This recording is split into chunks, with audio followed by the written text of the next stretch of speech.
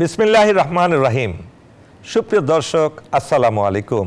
আমি কর্নেল মোহাম্মদ আব্দুল হক আপনাদেরকে সাপ্তাহিক অনুষ্ঠান মুক্তির কথায় আমন্ত্রণ জানাচ্ছি। আজকে বিষয়বস্তু হলো জাতির মূল্যবোধের অবক্ষয়, মুক্তির উপায়। এই প্রসঙ্গে আলোচনার জন্য আমাদের অনুষ্ঠানে আমন্ত্রণ জানিয়েছি বাংলাদেশ সামরিক বাহিনীর দুজন বিশেষজ্ঞ অফিসারকে। একজন হলেন কর্নেল মোহাম্মদ আব্দুল বাতেন, যিনি একজন শিক্ষাবিদ এবং রাজনৈতিক চিন্তাবিদ বটে।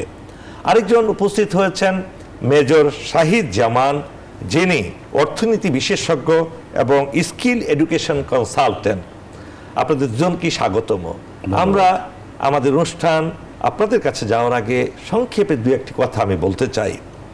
সুধী মণ্ডলী, আপনারা জানেন 1971 সালে যে জন্য আমরা স্বাধীনতা যুদ্ধ করেছিলাম, তখন আমাদের স্বাধীনতার চেতনা নামে যে কথাগুলো আমাদেরকে বলা হয়েছিল, সাম্য, সামাজিক ন্যায় বিচার এবং মানবিক মূল্যবোধ, সাথে গণতন্ত্র, এটা অর্জন করার জন্য দীর্ঘ 9 মাস আমাদের রক্তের সাগর দিয়ে আমরা স্বাধীনতা অর্জন করেছি। কিন্তু স্বাধীনতার পরপরই এই জাতি আবার হাবুডুবু খেয়েছে নৈতিক অবক্ষয়ের কারণে। একইভাবে একটি 3.5 বছর পরে তৎকালীন রাষ্ট্রপতি জেনারেল জিয়াউর রহমান চেষ্টা করেছেন এই জাতিকে একটি পথ দেখানোর জন্য, মুক্তির উপায় দেখানোর জন্য, কিন্তু তাকেও শেষ করে দেওয়া হয় 3.5 বছরের মাথায়।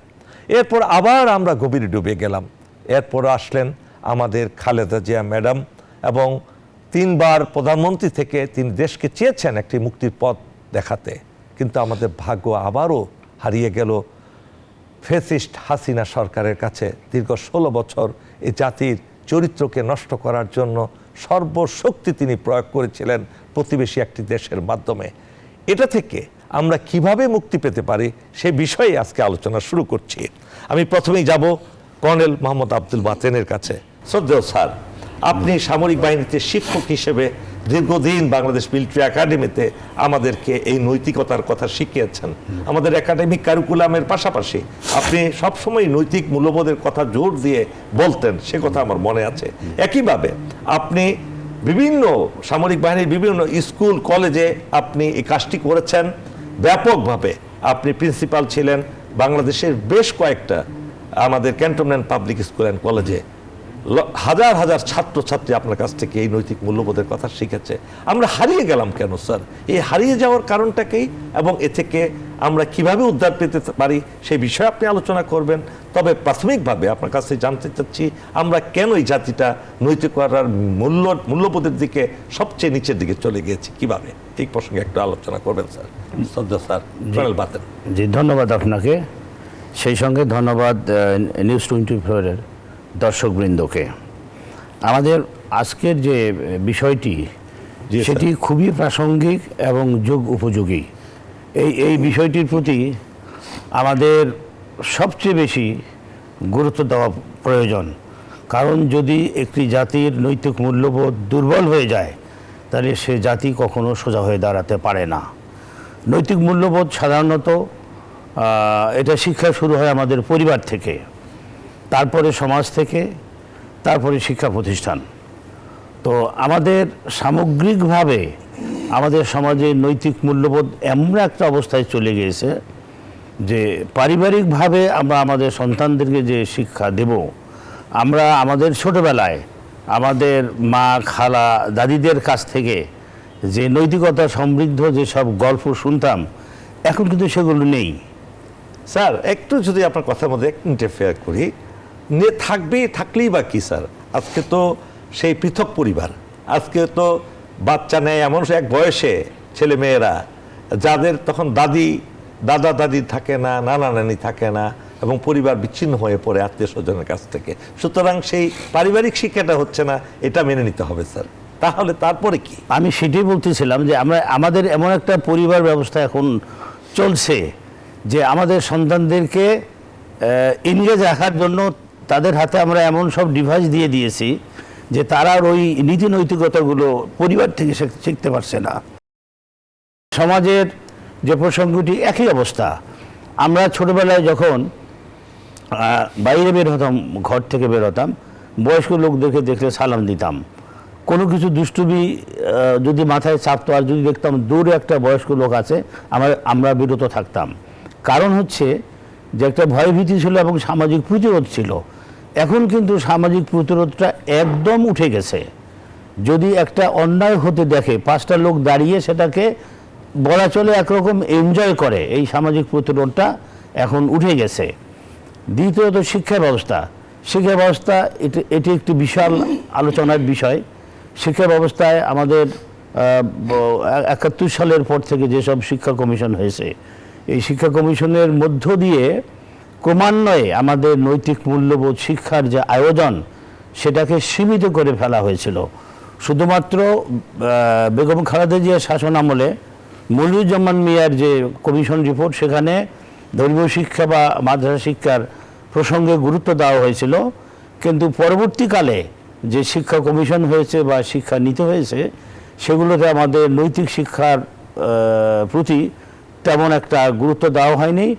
বরং এমনভাবে শিক্ষা ব্যবস্থাকে সাজানো হয়েছিল যাতে নৈতিক শিক্ষার যে প্রতিষ্ঠানগুলো, বিশেষ করে মাদ্রাসাগুলো, সেগুলো যেন ক্রমান্বয়ে সংকুচিত হয়ে যায়।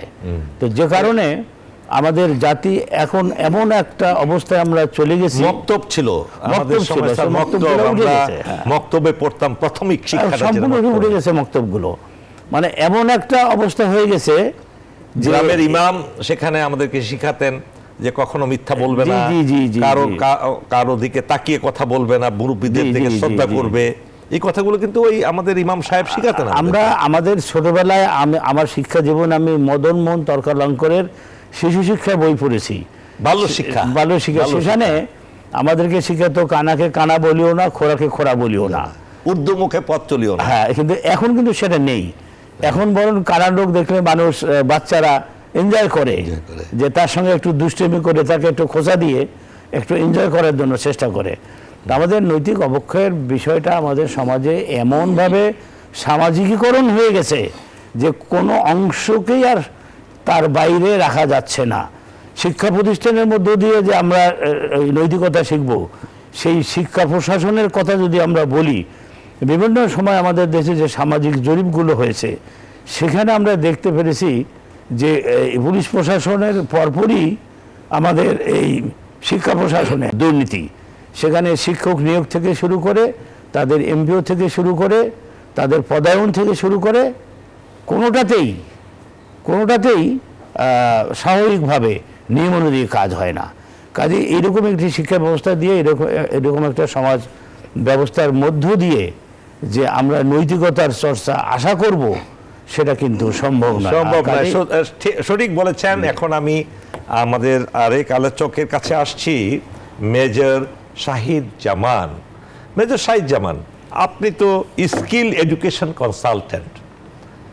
আপনি এই কনসালটেন্সি করতে গিয়ে আপনি কি লক্ষ্য করেছেন?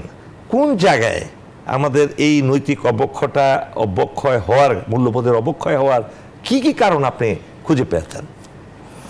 ধন্যবাদ স্যার। প্রথমত আজকের টপিকটাই এমন একটা টপিক যেটা সত্যিকার অর্থে অনেকটা এলিয়েন্স টপিক। হ্যাঁ, কারণ হচ্ছে এই যে নীতিবোধ, নৈতিকতা, এগুলি আর মানুষের মনে আর সাড়া দেয় না। হ্যাঁ, এগুলি অনেকেই শুনে আর হাসে। তো তথাপি আমরা কথা বলছি যেন আমরা কিছুটা হলেও ওই কিনারা থেকে একটু উদ্ধার পাই। হ্যাঁ, আমি অ্যাকচুয়ালি দেশের সমস্ত বিষয় নিয়েই বিভিন্ন সময় বিভিন্ন জায়গায় কথা বলি sir. Education, skills, values, ethics যেগুলো বলছেন, এগুলো নিয়ে সচরাচর অনেকেই বলে। আমার একটা প্রথম কোয়েশ্চেন সবার প্রতি, যে এই যে আমরা মূল্যবোধ নিয়ে কথা বলছি, ভ্যালুজ, ইথিক্স নিয়ে কথা বলি, ইথিক্স হচ্ছে নীতি, নৈতিকতা, কিন্তু আমরা কিন্তু পার্থক্যই বুঝি না ভ্যালুজ এবং ইথিক্সের বেসিক পার্থক্য। হ্যাঁ, আমরা বলতে পারি যে আমি একজন দেশপ্রেমিক, এটা আমার ভ্যালুজ, এটা আমার মূল্যবোধ, বাট দেশপ্রেমিক হয়ে আমি দেশের জন্য কি করলাম সেটা হচ্ছে নৈতিকতা। আমি দেশপ্রেমিক হলাম, বাট আমি দেশের জন্য কিছু করলাম না। এখানে যদি আরেকটা যোগ করি, করতে গিয়েই তো নৈতিকতা প্রশ্ন আসে। অ্যাবসলিউটলি, যে আসলে আমার যেই কাজটা করা, যেভাবে করার কথা ছিল, আমি বেতনভুক্ত একজন জনগণের কর্মকর্তা, জনগণের কর্মচারী, আমি জনগণের কাছ থেকে বেতন পাই, আমি জনগণের জন্য কি করছি, এটাই তো এটাই বড় কথা। এবং দেশের জন্য, আসল কথা দেশের জন্য কি করছি। Coming back to your point sir, আমাদের যে বিষয়টা হচ্ছে যে আমার কনসালটেন্সি জীবনে এই স্কিলস এবং এডুকেশনে অবশ্যই ভ্যালুজ ইথিক্সের বটম যে রুট যেখান থেকে শুরু হয় শেকড়টা, সেটা হচ্ছে এডুকেশন। একটা হচ্ছে ইনস্টিটিউশনাল এডুকেশন, একটা হচ্ছে হোম এডুকেশন বা প্যারেন্টিং কিংবা পারিবারিক এডুকেশন, এই ধরনের। তো আমরা এখানে একটা ভিশাস সার্কেল, আমরা যখন বড়রা মানুষটা বাচ্চাদেরকে ঠিক মতো প্যারেন্টিং করতে পারি না, ওই জায়গাটায় কিন্তু একটা গ্যাপ হয়ে যাচ্ছে ইদানিং। কেন পারি না ওটাতে আমি আসব।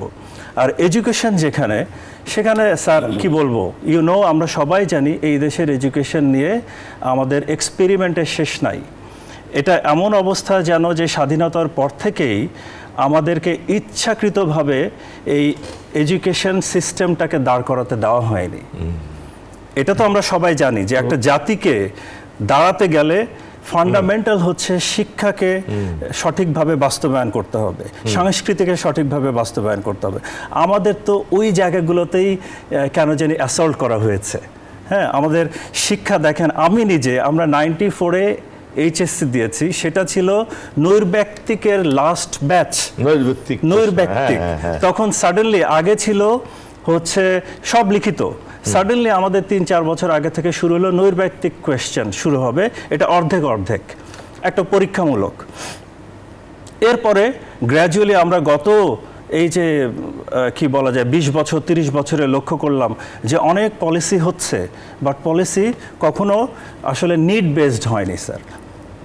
এখানে একটা বিষয় দেখেন, এখনো এডুকেশন আমাদের হচ্ছে time bound, exam based, learning based না। কিন্তু আমাদের বাচ্চারা লার্ন করবে কি, তারা তো পরীক্ষায় পাশ করা নিয়ে আগে ব্যস্ত।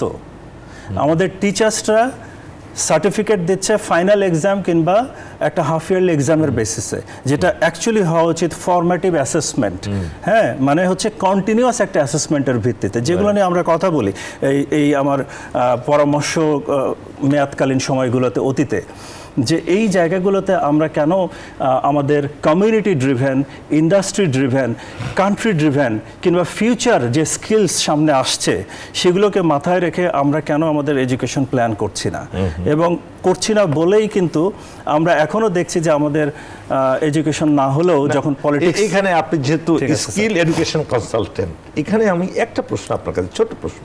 এই যে আপনি স্কিল শব্দটা ব্যবহার করেছেন এখানে আপনার নামের সাথে, স্কিলটাকে আপনি এই ক্ষেত্রে এই কারণে ব্যবহার করেছেন যে কেউ কোনো একটা কাজে এক্সপার্ট হবে, কেউ সাপোজ একটা ইলেকট্রিশিয়ান, ইলেকট্রিক্যাল কাজে সে এক্সপার্ট, কেউ প্লাম্বিং কাজের এক্সপার্ট, কেউ বিমান রিপেয়ারিং এক্সপার্ট, আমি বুঝতে পেরেছি। এটা কি করছেন নাকি নৈতিক দিকটাও আপনি? না, স্কিলস দেখেন স্যার, আপনি যেটা বলছেন প্লাম্বিং, ইলেকট্রিশিয়ান, কম্পিউটার অপারেটর, এগুলোকে বলে টেকনিক্যাল, বাট একটা বড় জায়গা আছে যেটাকে বলে কগনিটিভ স্কিলস। হ্যাঁ, সেটা হচ্ছে কি, যেমন ধরেন critical thinking, problem solving, decision making, innovation.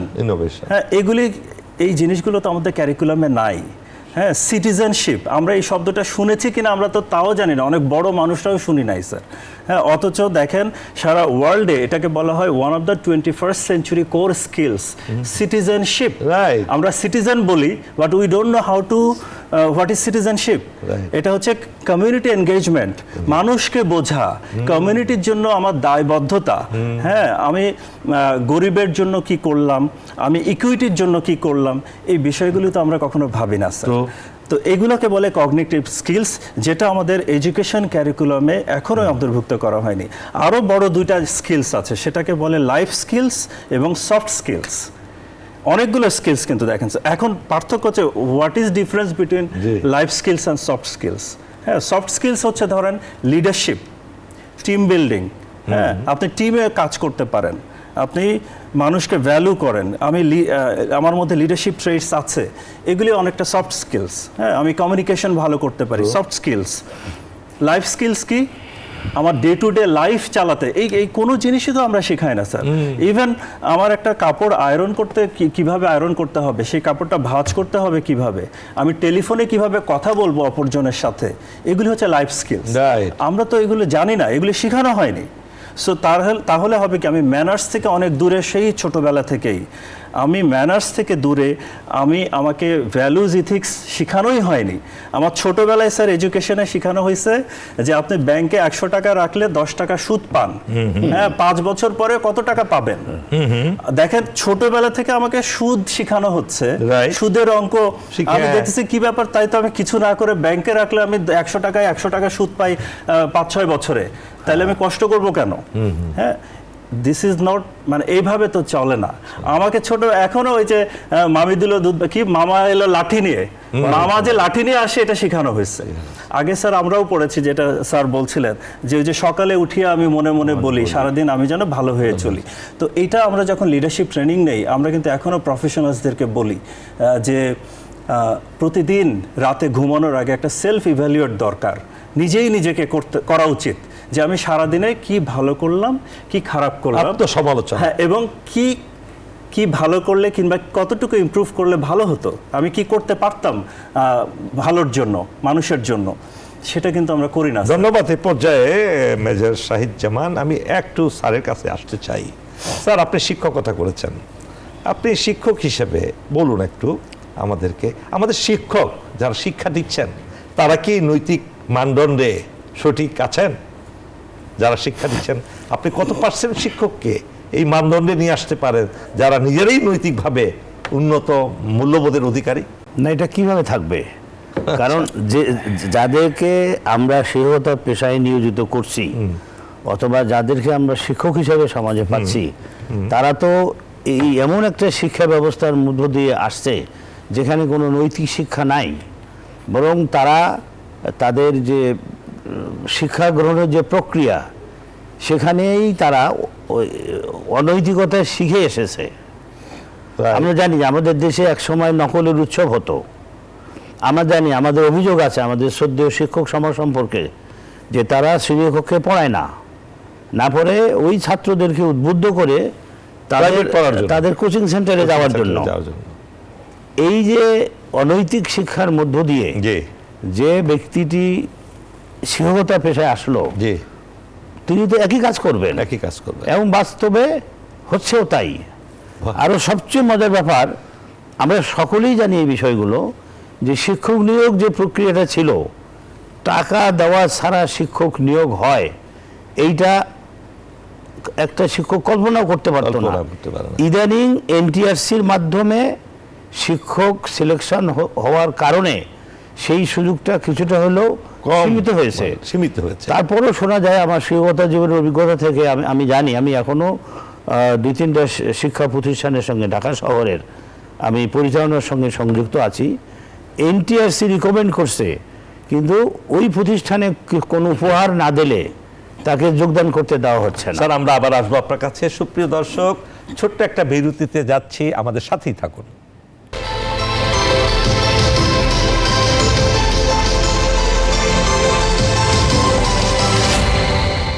সুপ্রিয় দর্শক, পুনরায় স্বাগতম মুক্তির কথা অনুষ্ঠানে। শ্রদ্ধা স্যার, যেখানে আমরা ছিলাম যে শিক্ষকদের নিজেদেরই নৈতিকতা ঠিক নাই, তারা কি শেখাবে? এখন এখানে আপনি কি মনে করেন, এই যে স্বাধীনতা যুদ্ধের পর থেকে এই জাতিকে দিগ্ভ্রান্ত করার জন্য কোনো ইন্ধন কিংবা কোনো ধরনের ষড়যন্ত্র কাজ করছে? এটা তো শিক্ষা জাতির মেরুদণ্ড আমরা বলি, তাই না? Education is the backbone of the country. সবচেয়ে গুরুত্বপূর্ণ বিষয়, এর চেয়ে গুরুত্বপূর্ণ বিষয় কিছু হতে পারে না, এবং এটার উপরই বারবার আঘাত আসছে। এটা থেকে আমরা বিচ্যুত। এইটার পেছনে কি জিনিসটা কাজ করছে স্যার, এটাকে একটা বলবেন কি? না, এটা তো অবশ্যই একেবারে পরিকল্পিতভাবে আমাদের সেই শিক্ষা ব্যবস্থাকে ধ্বংস করার জন্য চেষ্টা করা হচ্ছে। আমরা প্রত্যেকটা জাতির ইতিহাস থাকে, ঐতিহ্য থাকে, গৌরব থাকে। আমাদেরও একটা দীর্ঘদিনের, এই ভূখণ্ডের মানুষের দীর্ঘদিনের একটা ইতিহাস এবং ঐতিহ্য আছে, একটা সংগ্রাম ইতিহাস আছে। আমাদের ইতিহাসটা শুধু 71 সাল থেকে শুরু হয় নাই, আমাদের অতীতের সমস্ত কৃতিত্ব মুছে ফেলা হয়েছে। আমরা ব্রিটিশ সাম্রাজ্যবাদের বিরুদ্ধে যে আমাদের বিশাল সংগ্রাম ছিল, সেখানে কিন্তু এই ধর্মীয় শিক্ষায় শিক্ষিত যে ব্যক্তিবর্গ যারা সমাজে একটা বিশেষ আসন বা একটা সম্মানের আসন উপভোগ করতেন, স্যার। তাদের নেতৃত্বে কিন্তু এই ব্রিটিশ বিরোধী আন্দোলন হয়েছে। সেই ইতিহাস ক্রমান্বয়ে মুছে ফেলে আমাদের ইতিহাসকে এমনভাবে সংকুচিত করা হয়েছিল যেন একাত্তরের পরেই আমাদের ইতিহাস শুরু হয়েছে, এবং কিছু ব্যক্তি বা একটা পরিবারকে কেন্দ্র করে আমাদের ইতিহাস গড়ে উঠেছে। আমাদের মুক্তিযুদ্ধের যে 7 জন সেক্টর কমান্ডার, সবার পরিচয় কিন্তু সমানভাবে তুলে ধরা হয় না। 17 জন সেক্টর কমান্ডার, হ্যাঁ 17 জন সেক্টর কমান্ডার টোটাল। হ্যাঁ, হ্যাঁ। আমাদের স্বাধীনতা যে 11টা সেক্টরে হ্যাঁ, হ্যাঁ। আপনার পরিক্রমায় 17 জন সেক্টর কমান্ডার, 17 জন সেক্টর কমান্ডার, এবং যে এই তাদের যে পরিচয় এবং এই বিভিন্ন রাজনৈতিক কারণে মুক্তিযুদ্ধ এক জিনিস, পরবর্তীকালে রাজনৈতিক দলের চিন্তা, আদর্শ, চেতনা সেটা ভিন্ন জিনিস। মুক্তিযোদ্ধাদেরকে সব কিছুর ঊর্ধ্বে উঠে আমাদেরকে ইতিহাস শেখানো উচিত ছিল, কিন্তু এই ইতিহাস আমাদেরকে শেখানো হয়নি। এমনও হয়েছে আমাদের ইতিহাস বইয়ে আমাদের মুক্তিযুদ্ধের যিনি সর্বাধিনায়ক তার ছবি নাই, কিন্তু আমাদের পার্শ্ববর্তী দেশের জেনারেলের ছবি আছে। তো একটা জাতি যদি তার ইতিহাস না জানে, তার ঐতিহ্য না জানে, তাদের পূর্বপুরুষদের কীর্তিগাথা না জানে, তাহলে তার নৈতিক শক্তি কোত্থেকে আসবে? আপনি you are very right sir. এই যে বিগত 16 বছরে আমরা দেখেছি $মিলিয়ন খরচ করেছে আপনার পার্টিকুলার ব্যক্তির জন্য, লক্ষ লক্ষ টিভি স্ক্রিন দেশের বিভিন্ন প্রান্তে বসানো হয়েছিল। Can you remember sir? অবশ্যই প্রত্যেকটা জায়গায়, এমনকি ক্যান্টনমেন্টেও যে কোনো রাস্তায় আপনি দেখতেন বিশাল বিশাল একটা স্ক্রিনগুলো লাগানো হয়েছে, শুধু একজন অথবা সেই দলের কার্যক্রমকে প্রমোট করার জন্য, পরিবারকে এবং পরিবারকে এই করার জন্য। এবং আপনি দেখেন ক্যান্টনমেন্টগুলোর নামগুলো পরিবর্তন করে রাসেল ক্যান্টনমেন্ট কি মানে এই ধরনের হাসিনা ক্যান্টনমেন্ট এখানে ঢুকে গেছে। এই যে একটা অবক্ষয়, এটা তো একদিনে হঠাৎ করে হয়ে যায়নি স্যার, এটার পিছনে নিশ্চয়ই কিছু না কিছু কাজ করছে। এই প্রসঙ্গে আমি একটা স্পেসিফিক কথা বলি। আমাদের যে অতীতের শিক্ষা কমিশনগুলো, সবগুলোই কিন্তু কিছু কিছু ভালো রিকমেন্ডেশন দিয়েছিল। তার মধ্যে অন্যতম ছিল ডিজিটালাইজেশন, আমাদের শিক্ষা ব্যবস্থাকে প্রযুক্তি নির্ভর করার জন্য। এখানে শিক্ষা ব্যবস্থাকে প্রযুক্তি নির্ভর করার নাম করে রাসেল কম্পিউটার ল্যাবরেটরি নামে, শেখ রাসেল কম্পিউটার ল্যাবরেটরি নামে সরকারি টাকায় বিভিন্ন শিক্ষা প্রতিষ্ঠানগুলোতে কিছু কম্পিউটার সরবরাহ করা হয়েছিল। আমি এই ধরনের একাধিক প্রতিষ্ঠানের সঙ্গে জড়িত ছিলাম জন্য জানি, এবং এগুলো সরবরাহ করা হয়েছিল তাদের দলীয় লোকদের মাধ্যমে। এগুলো ব্যবহার করে প্রকৃতপক্ষে কোনো প্রযুক্তিগত কোনো শিক্ষা দেওয়া এটা তো আসলে এই সকল প্রযুক্তিগুলো কিংবা যে পদক্ষেপগুলো নেওয়া হয়েছিল অর্থ আত্মসাৎ করার জন্য। অর্থ আত্মসাৎ ছিল মূল জিনিস, এবং পাশে হাসিনাকে খুশি করার জন্য এই নামগুলো ব্যবহার করা, নামগুলো ব্যবহার করা। সেটি আমরা যতটুকু আমাদের দেখেছি $বিলিয়ন এতে খরচ করা হয়েছে। বিমানবন্দর থেকে শুরু করে এমন জায়গায় নাই যেখানে কর্নার বানানো হয় নাই, বিশাল একটা জায়গা নিয়ে সেখানে ব্যক্তি পূজার মধ্যে। এটাও নৈতিক মূল্যবোধের চরম অবক্ষয়। আমরা এই পর্যায়ে আবার আসবো আপনার কাছে। আমরা চাচ্ছি মেজর শাহিদ জামানের কাছে। মেজর শাহিদ জামান, এই যে আমরা বিষয়টা অত্যন্ত গুরু, আপনি বলছেন যে এটা একটা এলিয়ান একটা সাবজেক্ট, হারকুলিয়ান সাবজেক্ট বলতে পারি আমরা। এলিয়ান বললে আবার একটা ভিনদেশি হয়ে যায়, হারকুলিয়ান সাবজেক্ট, এটা শেষ নাই আলোচনা করার। আপনি তো রাষ্ট্রের যে কাঠামোগুলো আছে, আমাদের রাষ্ট্রের কাঠামোগুলো যদি আমরা চিন্তা করে দেখি, আমি আজকে একটা থানায় ওসি সাহেবকে ফোন করেছিলাম একটা কেস নিয়ে। একটা মানুষকে হত্যা করার জন্য ভীষণভাবে তাকে পিটানো হয়েছে, রক্তাক্ত এবং মৃত্যুর তার প্রান্তে চলে গেছে। আমি ওসি সাহেবকে জিজ্ঞেস করলাম, এদেরকে অ্যারেস্ট করেছেন? এর বিপরীতে যাকে হত্যা করার চেষ্টা করেছে তাদেরকে অ্যারেস্ট করেছেন? না স্যার, তো যে যাকে মারা হয়েছে সে তো দোষী স্যার। আমি বললাম, সে দোষী তো সেটা পরে আসবে, তাকে মারার কি অধিকার আছে? দোষী হলে কি আসামিরা যারা তারা কি মারতে পারে তাকে? হি টুক এ ব্যাক। এখন একজন ওসি সাহেব যদি এইভাবে কনভিন্স হয়ে যান যে একে মারা হয়েছে, এই মারটা খাওয়া উচিত, মারছে যারা সঠিক কাজটা করেছে, এই যে একটা সমাজের সর্বস্তরে, আমি ওসি সাহেবকে বললাম আপনার জন্য প্রাথমিক বিচারক, এটা বাইন্ডিও। তো এই অবক্ষয়টা তো দেশের সর্বস্তরে প্রতিষ্ঠিত হয়ে গেছে। এইটার কারণটা কি আপনি মনে করেন? ধন্যবাদ স্যার। অ্যাকচুয়ালি এখন যে অবস্থা, আবারও মানে হতাশা থেকে আমরা বেরোতে চাই, বাট আবার হতাশায় চলে যাই। রাষ্ট্রের কাঠামো দিয়ে আপনি শুরু করলেন, আমরা একটা সুযোগ পেলাম 24 অভ্যুত্থানের পরে। জি, হতাশায় আবার চলে গেলাম, মানে হচ্ছে সুযোগটা হারালাম মনে হচ্ছে। এই যে রাষ্ট্রের কাঠামোগুলো, এগুলো মনে হয় একটা খুব ভালোভাবে সংস্কার করা যেত, কিন্তু এখানে দেখেন যে খুব স্বার্থান্বেষী চিন্তাভাবনা, শর্ট সাইটেড, আমরা এখনই ক্ষমতায় যাব, গেলে কতদিন পাকাপোক্ত রাখতে পারবো, এই চিন্তাগুলো এখনই। অথচ আমরা অতীত ভুলে যাই।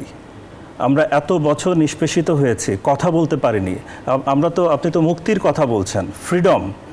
ফ্রিডমটা কি? Freedom of speech, freedom of religion, তাই না sir? Rights to basic needs, যেগুলো খাদ্য, অন্ন, বস্ত্র, রাইটস টু ফেয়ার ট্রায়াল, হ্যাঁ, এই বিষয়গুলো তো ফ্রিডম। এখন আমরা শুধু আগস্টের পরে স্পিচটা পেরেছি কিছুটা, আমরা কথা বলতে পারছি, বাট বাকিগুলো কিন্তু কিছু হয় নাই, অর্জিত হয়নি, কিছু হয় নাই। পুলিশ কি কেন অ্যাক্ট করবে, কিভাবে অ্যাক্ট করবে? ওরা যেখানে দেখতেছে আগামীতে কে ক্ষমতায় আসবে, নির্বাচনের তো তারিখ অলমোস্ট ডিক্লেয়ার্ড, জি, সংস্কারের তো কিছুই হলো না। তাহলে এই যে দেখেন, সিইসি, পাস্ট সিইসিকে অ্যারেস্ট করেছে, জুতার মালা দিয়েছে, মব জাস্টিস। তো ওটার কথা বাদ দিলাম, পুলিশ কিংবা এই ধরনের সরকারি আমলারা আপনার কেন একটা আনলফুল অর্ডার পালন করতে বাধ্য না, এই জিনিসটা তো রিফর্মের মধ্যে আসা উচিত স্যার। না হলে আমরা তো সেই ভুক্তভোগী আবার একই জিনিস হব। সে জানে যে এই পার্টি কিংবা এই দল আবার আসতে পারে, আমি যদি এদের বিরুদ্ধে অ্যাকশন নেই, আমার চাকরি থাকবে না। তাহলে বড় একটা রিফর্ম, বড় একটা কনসেনসাস সবার মধ্যে এখনই হওয়া উচিত। এটাই তো মূল্যবোধ স্যার। আমাদের কারা করবে? আমরা মানুষরাই করব, আমাদের জন্য করব। তাহলে আমরা বড়রাই দেখেন ভুল করছি। আমাদের একমত হওয়া উচিত যে আনলফুল অর্ডার পালন না করলে তাকে যেন ভবিষ্যতে শাস্তি না দেওয়া হয়। এখানে কি একটা বিচার বিভাগের ভূমিকাটা খুব জোরালো হয় উচিত না? বিচার বিভাগ তো পরে স্যার, আমি সেটা বলছি না। ধরেন আপনি বিচার তো সবার জন্য সমান, আইন তো সবার জন্য সমান প্রয়োগ করতে হবে। এখন যারা এই জাস্টিস করার কথা, যাদের মনে করেন এই থানার ওসির কথাই বলি, তার বিরুদ্ধে যদি অভিযোগ করা হয়, এই অভিযোগটা তো কার্যকরী করার জন্য প্রয়োজন হবে আপনার বিচার বিভাগের সততা, অবশ্যই। এবং এই অভিযোগটা যাতে করা যায় সেজন্য তো সেই পন্থাটা সহজতর হওয়ার কথা, এবং সেটা তো আপনি সহজে পাবেন না। এখানে এই যে একটা পারস্পরিক পুলিশ কেন, পুলিশের বিরুদ্ধে অভিযোগ করতে গেলে প্রথমেই তো আপনি বিচার বিভাগে যেতে পারবেন না, পুলিশেই করতে হবে। এটা মানুষ তো আইনের আন্ডারে। এখন গত সরকারের আমলে, হাসিনার সরকারের আমলে নিয়ম করেছে যে কোনো সরকারি কর্মচারীর বিরুদ্ধে অভিযোগ করতে গেলে কিংবা তাকে অ্যারেস্ট করতে গেলে, অ্যাকচুয়ালি তাকে অ্যারেস্ট করতে গেলে পারমিশন লাগবে। তো এটা কোন কথা? এখনো তো সেই আইনটি আছে, এখনো এই আইন তো বাতিল করি নাই। তাহলে পারমিশন ছাড়া একটা এভিডেন্স আছে সামনে যে সে দুর্নীতি করেছে, সে অ্যাসল্ট করেছে, সে অপমান করেছে, সে ছিনতাই করেছে, তারপরেও যদি তাকে অ্যারেস্ট করতে, অভিযোগ দায়ের করতে পারমিশন লাগে, তাহলে এই দেশে আমরা থাকবো কি করে? মূল্যবোধটা যাবে কোথায় স্যার? যাবে কোথায়? মানুষ তো এমনি আস্থা করে মরে যাবে। তো এই জন্য তো ভালো মানুষটা ওই যে কিছু কথা বলে না, তখন উচ্চবাচ্য করে না। আমরা এই বেসিক জিনিসগুলো একটু খুঁটায় দেখছি না। হ্যাঁ, আমরা ঠিক আছে, ওই লেভেলগুলোতে তো সংস্কার দরকার। হ্যাঁ, রাষ্ট্র কাঠামো, প্রধানমন্ত্রীর মেয়াদ, সংসদের 2 স্তর, তারপরে আপনার বিচার বিভাগ, পুলিশ কমিশন, ইলেকশন কমিশন, সবই দরকার। এখন আমরা পাশাপাশি একই কথা বলছি যে কালচারাল চেঞ্জ না হলে, ব্যক্তির নিজের ভিতরে চেঞ্জ না হলে এটা হবে না। তাহলে এই চেঞ্জগুলো তো আমাদের আনতে হবে। এইটা যেমন আনতে হবে, ঠিক তেমনি ওই চেঞ্জগুলো আনতে সহায়ক যে পরিবেশ, যে আইন কানুন নিয়ম তৈরি করতে হবে আমাদেরকেই। সেগুলো নিয়ে তো ভাবছি না স্যার। তো এটা এই যে ভাবছি না, সুপ্রিয় দর্শক, আমরা এই কেন ভাবছি না সেটা নিয়ে আমরা আলোচনা করব ছোট্ট একটা বিরতির পরে।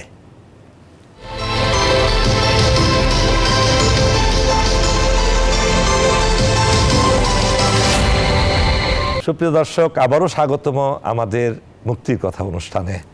শ্রদ্ধেয় স্যার, আমরা যেখানে ছিলাম, এই আমরা যে নৈতিক অবক্ষয়ের, মূল্যবোধের অবক্ষয়ের যে কথাগুলো আমরা এতক্ষণ আলোচনা করলাম, আপনি একজন শিক্ষাবিদ হিসেবে আপনি এ থেকে উত্তরণের কি উপায়, কোন উপায় কি নেই?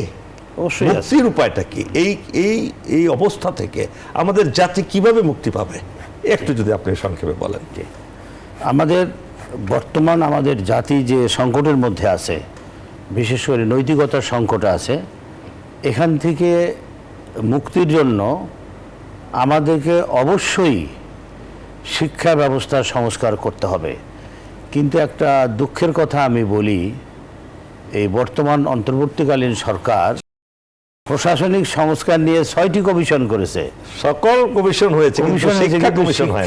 শিক্ষা ব্যবস্থার ব্যাপারে কোনো কমিশন হয়নি। কমিশন হয়নি। এটা কেন হলো না, এটা নিয়ে পত্রপত্রিকায় লেখালেখি হয়েছে, কিন্তু তারপরেও এইটা কেন হলো না, এটা একটা কঠিন প্রশ্ন। এবং আমার মনে হয় এখনও যেটুকু সময় আছে, এই সময়ের মধ্যে আমরা এই অনুষ্ঠান থেকে জোর সুপারিশ জানাচ্ছি যে এরকম একটা কমিশন হওয়া উচিত। এবং আমাদেরকে শিক্ষা ব্যবস্থা, শিক্ষা কমিশনে যাদেরকে দেওয়া হলো, তাদের যদি নৈতিক অবক্ষয় থাকে স্যার, তাহলে কি হবে? লোক খুঁজে বের করতে হবে। তাহলে খুঁজে বের না, এরকম হয়েছে তো, আমাদের একটা কমিশন হয়েছে, জানি না সরাসরি সেটা বলা ঠিক হবে কিনা, নারী সংক্রান্ত যে কমিশন। হ্যাঁ, দেখেছি সেটা এই দেশের সাধারণ মানুষ, সাধারণ নারীদের যে চিন্তা চেতনার সঙ্গে ওই কমিশনের সুপারিশের কোনো আসলে মিল নাই। কমিশনের সুপারিশ যদি সাধারণ মানুষের চিন্তা চেতনার সঙ্গে মিল না থাকে, সেটা যদি বাস্তবায়নযোগ্য না হয়, তাহলে তো সেই কমিশন করে কোনো জাতির কোনো কল্যাণ হবে না। তো শিক্ষা কমিশন, শিক্ষার ক্ষেত্রে যদি আমরা উত্তরণ করতে চাই, আমাদের ভাই শাহিদ বলেছে যে আমাদের শুধু এক্সপেরিমেন্ট চলেছে, এই এক্সপেরিমেন্টের উপরে থাকলে হবে না।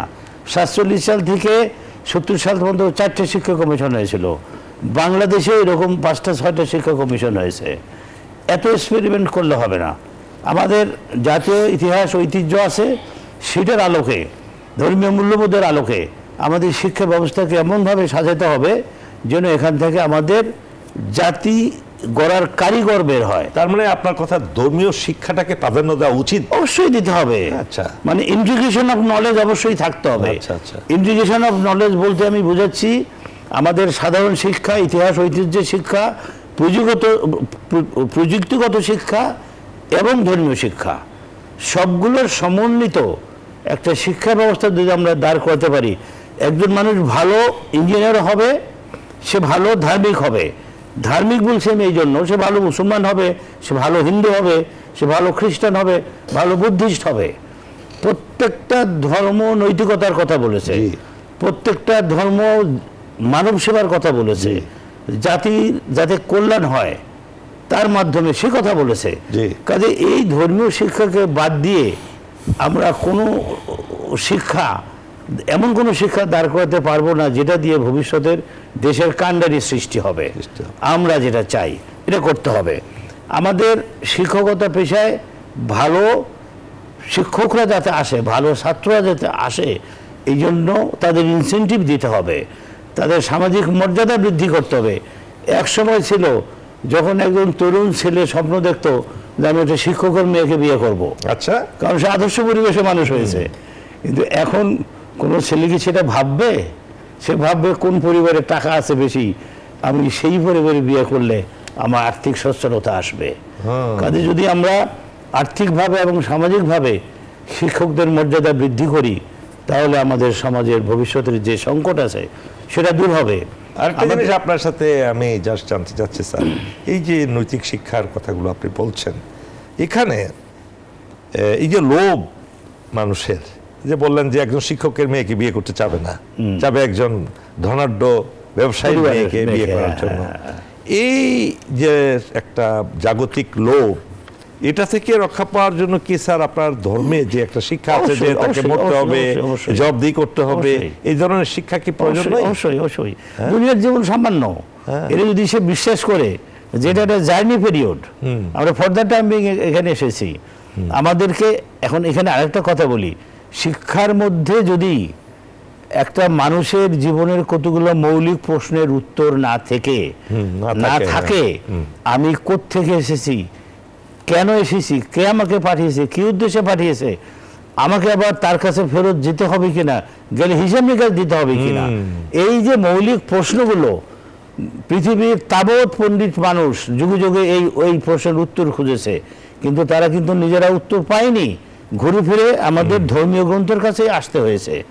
এই উত্তর যদি একটা লোক জানে যে আমার এই পৃথিবীর জীবনকালটা হচ্ছে একটি ক্ষুদ্র সময়ের জন্য, অনন্তকাল থাকতে হবে আমাকে অন্য জায়গায়, সেটার সম্পদ, সেটার পথের খরচ আমাকে এখান থেকে সংগ্রহ করতে হবে। রাইট, এই একটা কথা দিয়েই তো জীবনটা পরিবর্তন হয়ে যায়, যেটা আমরা মৃত্যুর সংবাদ শুনে বলি ইন্না লিল্লাহি ওয়া ইন্না ইলাইহি রাজিউন, অর্থাৎ আমরা সেই আল্লাহর কাছ থেকে এসেছি, আবার আল্লাহর কাছে ফেরত যাব, তাই না কি স্যার? এইটা অত্যন্ত গুরুত্বপূর্ণ বিষয় আপনি বলেছেন। আপনাকে ধন্যবাদ। এই পর্যায়ে আমরা মেজর শাহিদ জামান আপনার কাছে আসছি। আমি আপনার কাছ থেকে জানতে চাচ্ছি, দেশ তো চালায় রাজনীতিবিদরা গণতান্ত্রিক দেশে, অর্থাৎ পার্লামেন্ট মেম্বার যারা হবেন, এক তো দেশের সর্বোচ্চ পর্যায়ে পার্লামেন্ট মেম্বার, মন্ত্রী পরিষদ, এদেরকে বললাম, আবার যারা এখানে আমলাতন্ত্র যাদের, তারা, আবার নিচের দিকে যদি আসেন ডিসি, এসপি, আরও নিচের দিকে যদি আসেন উপজেলা চেয়ারম্যান, ইউনিয়নের চেয়ারম্যান ইত্যাদি ইত্যাদি, পৌরসভার চেয়ারম্যান, মিউনিসিপ্যালিটি কর্পোরেশনের ব্যক্তিরা যারা নির্বাচিত, এরই তো লিডারশিপ। এই ক্ষেত্রে আপনি কি মনে করেন, নৈতিক মূল্যবোধের উপায় যদি বের করতেই হয়, তাহলে এই ক্ষেত্রে কি কি করণীয় বিষয় আপনি যদি বলেন? রাজনীতিবিদ বনাম নৈতিক মূল্যবোধ। আচ্ছা, থ্যাংক ইউ স্যার। এই কথাটা অ্যাকচুয়ালি আমি আগের দু একটা প্রবলেম টক শোতে অথবা বিভিন্ন জায়গাতে বলেছি যে আমাদের তো এখন ধরেন এই মুহূর্তে বড় দল হচ্ছে বিএনপি, জি, সামনে ইলেকশন। বিএনপি এখন পর্যন্ত কিন্তু বলেনি যে কোন ধরনের 300 মানুষকে তারা পার্লামেন্ট ইলেকশনের জন্য নমিনেশন দিবে। আচ্ছা, এটা একটু খেয়াল করেন স্যার। এখনও আমরা খুব ভালোভাবে দেখতে পাচ্ছি যে তথাকথিত রাজনীতি, হানাহানি, হ্যাঁ, ইলেকশন না দিলে আমরা নিজেরাই ডেট দিব, এভাবে হুমকি দেয়। তো এটা কিন্তু এটা যখনই বিএনপি বলবে তার মানেই কিন্তু তারা রিফর্ম শুরু করে দিয়েছে নিজেদের মধ্যে। হ্যাঁ, তো যেটা হলো যে এই যে ডক্টর ইউনূস সরকার এখন চলছে, আমরা যদি ফেল করেই যাই রিফর্মে এবার, তারপরেও বিএনপি এবং অন্যান্য দল তো দেখেছে যে শেখ হাসিনার পরিণতি কি, তারা কিন্তু এর পরেও চাইলে রিফর্মগুলো করতে পারে। আমি যদি মানে একেবারে শেষে 1% light at the end of the টানেলও দেখতে চাই। কথা বলছেন কেন?